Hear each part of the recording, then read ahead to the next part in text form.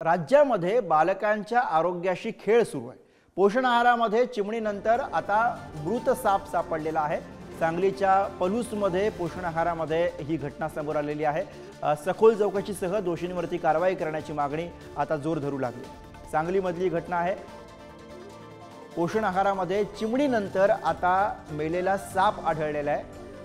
सांगलीमधला सगळा प्रकार आणि त्यामुळे राज्यामध्ये लहान मुलांच्या आरोग्याशी खेळ सुरू आहे का असा सवाल आता समोर येतोय। प्रतिनिधी तुकाराम धायगुडे सध्या आपल्या सोबत आहेत, त्यांच्याकडून अधिक माहिती घेऊया। तुकाराम, सगळा काय प्रकार आहे, कधीची ही घटना आहे, काय तपशील या सगळ्या प्रकाराबद्दल समोर येतोय? काल मंगळवारी कृषीनगर सांगली जिल्ह्यातील पलूस भागातील कृषीनगर अंगणवाडी क्रमांक 116 वरती जे लाभार्थी होते एक माजी सैनिक आहेत सुभाष निवृत्ती जाधव त्यांनी आपल्या नातवासाठी तो आहार घेऊन घरी गेले होते आणि घरी आहार घेऊन गेल्यानंतर तिने ती पिशवी फोडली तर त्यांना त्यामध्ये एक मृत साप मृत अवस्थेत त्यामध्ये त्यांना आढळला।